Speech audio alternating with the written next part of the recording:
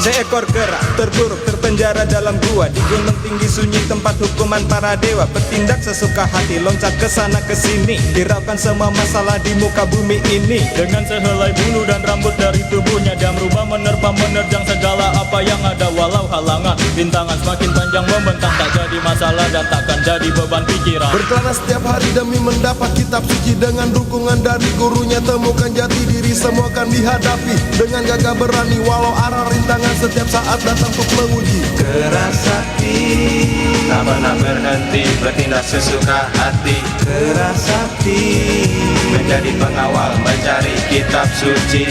Keras hati, liar, nakal, brutal, membuat semua orang menjadi gempar.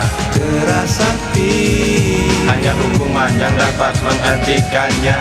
Walau halangan rintangan membentang, tak jadi masalah dan tak jadi beban pikiran. Keras hati, tak pernah berhenti, bertindak sesuka hati. Keras hati, menjadi pengawal, mencari kitab suci.